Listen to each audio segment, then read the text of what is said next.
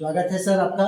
इससे अभी 17 फरवरी को एग्जामिनेशन होने वाला है। लड़के मैथ में बहुत ज़्यादा डरते हैं, तो डरना चाहिए कि नहीं डरना चाहिए? नहीं, मैथ में तो खैर खास करके नहीं डरना चाहिए सर। डरते वो स्टूडेंट हैं जो प्रैक्टिस से भागते हैं, जो प्रैक्टिस नहीं करना चाहते हैं। उनको थोड़ा सा सिंपली हम लोग ये है कि मल्टीपल चॉइस या सब्जेक्टिव दो पार्ट में कन्वर्ट कर करके हमने प्रैक्टिस सेट करवा दिया। और प्रयास है कि जो भी हमारे क्लास में आ रहे हैं, जितने डॉटेड हमारे बच्चे के स्टूडेंट हो जा रहे हैं, जो नहीं समझ पा रहे हैं, उनको एक्सप्लेनेशन के साथ उनसे बनवा भी रहे कि बनाओ, अपने भी सीखो और सीखने का भी मौका दो दूसरे स्टूडेंट को भी। उसके बाद 1 बाय 1 कर करके हर एक स्टूडेंट को मेरा ट्रायल है कि हर एक उसमें मैं स्टूडेंट को सर आपसे एक्टिव जानना चाहूँगा कि पासिंग मार्क्स, कम से कम बहुत सारे ऐसे बच्चे हैं जो कमज़ोर हैं, पासिंग मार्क्स के लिए वो क्या करें? पासिंग मार्क्स के लिए सर मल्टीपल चॉइस को परफेक्ट रखेंगे। उसके बाद सब्जेक्टिव में अगर 40 मार्क्स 20 मार्क्स भी आप बनाते हैं तो वो पासिंग करना बिल्कुल ईजी हो जाएगा। सीबीएसई ने अब जैसे अलाउ किया है, आराम से वो कर सकता है पासिंग। राजू सर, मैं जानना चाहूँगा कि कौन ऐसा टॉपिक है जिसको पढ़ के बच्चे पासिंग मार्क्स दिला सकते हैं? कौन? वो आपको अलजबरा है सर। अलजबरा। अलजबरा है। अलजबरा से 20 मार्क्स आपको आ रहा है और स्टैटिक से 5 मार्क्स है, 10 मार्क्स इस तरह से है। तो अगर मार्किंग पर हम अभी डीलिंग करना शुरू कर दिया है, उस तरह से हमारे बच्चे प्रिपेयर हो जाते हैं, तो 70 मार्क्स लाने का दावा करता हूँ मैं। किस पोर्शन में बच्चे का मार्क्स ज़्यादा करता है? आप तो बहुत एक्सपर्ट रहे हैं। हाँ, तो वो मैथमेटिक्स में मार्क्स कटने का मेन रीजन है सर कि मैं बहुत ट्रायल दे रहा हूँ और इन लोग उस रास्ते पे ट्रैक पे आ नहीं रहे। रफ बहुत मस्त है सर। सॉल्यूशन लिखने के बाद राइट साइड में एक रफ पोर्शन होता है। हाँ, रफ अगर नहीं लिखते हैं तो अकॉर्डिंग टू सीबीएसई बोर्ड कहता है कि उसको भी मार्क्स कट रहा है और मैं कटा मैं देखता हूँ 1/4 मार्क्स 1/4 मार्क्स ऐसे पॉकेट में चला जाता है।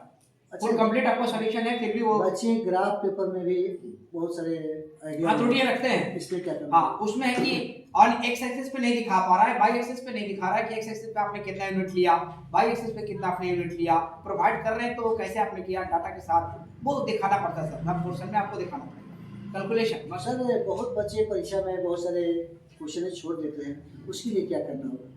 क्वेश्चन छोड़ दे रहे हैं, उसके लिए हम लोग को ट्रायल लिया गया कि अभी सिंपल सा मैथमेटिक्स दिया जा रहा है कि पहले डॉटेड में जैसे अभी सर्जन और रीजन आ गया है, बोर्ड बेस के क्वेश्चन आ गया। तो हम लोग पढ़े थे अपने ज़माना में कि पैराग्राफ राइटिंग हम लोग कराता था।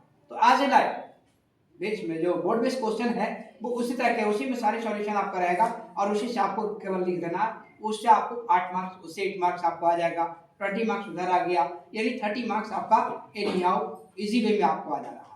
इस पर तो बहुत कम समय है, कौन सा ऐसे प्लानिंग करें बच्चे के अच्छा मार्क्स लाए? अभी प्लानिंग हम लोग का यही रहा है कि जैसे टेस्ट समाप्त होता है तो हम लोग क्रैश कोर्स चलाने का प्लानिंग किया है कि नए ढंग से हम लोग जैसे टेस्ट हमारा समाप्त होता है क्रैश कोर्स करें, बच्चों को बैठा करके। कुछ नहीं उन लोगों का सुनना है, अपना क्रैश कोर्स जो आने वाला बोर्ड में हमारा एग्जामिनेशन जो कंडक्ट क्वेश्चन है उस बोर्ड मॉडल को हम लोग 2 4 5 बार रिपीट करवा लें ताकि मैक्सिमम हमारे स्टूडेंट पास कर दें, क्वालिफाई। तो मैथ में अच्छा मार्क्स ला सकता है? हाँ। अच्छा सर, 100 में 100 आने के लिए क्या करना होगा? 100 to 100 प्रत्येक चैप्टर से कंप्लीटिंग करना होगा सर। हर एक चैप्टर को? हर एक चैप्टर को प्रोफाइल करना होगा। ये नहीं कि एक आपका अलजबरा स्ट्रांग है, ज्योमेट्री में वीक है तो पॉसिबल नहीं। प्लस में क्लियरनेस, जो हमारे स्टूडेंट जो सॉल्यूशन करते हैं वो क्लियर नहीं कर पा रहे, कभी इधर लिख दे रहे हैं कभी इधर लिख दे रहे हैं, वो स्टेप बाय स्टेप पे दबाना चाहिए। स्टेप बाय स्टेप अगर लिखना शुरू कर दें तो टीचर उसमें भी मार्किंग करते हैं। अगर स्टेपिंग होना, हाँ स्टेपिंग होना चाहिए। अगर आपका सॉल्यूशन बना रहे आप, आंसर अगर गलत आपको आ गया तो आंसर पर फोकस नहीं है सर, आपका सॉल्यूशन सही है कि नहीं उस पर फोकस है। आपका सॉल्यूशन अगर परफेक्ट है, आंसर नहीं भी आया तो कोई दिक्कत नहीं है। हमारे सीबीएसई ने ऐसा रूल किया है कि आपको अगर सॉल्यूशन है तो उसमें मार्किंग आपको देना ही देना है। ये नहीं कि आप क्रॉस कर दीजिए और चलिए, माइनर मिस्टेक के लिए आपको करेक्शन कर करके आपको मार्क्स दे देना ही पड़ेगा, काटना नहीं, फुल मार्क्स। तो ये थे हमारे राजू सर जो कि एक एक्सपीरियंस टीचर है। आपने बहुमूल्य समय दिया, बहुत बहुत thanks sir, thank you so much.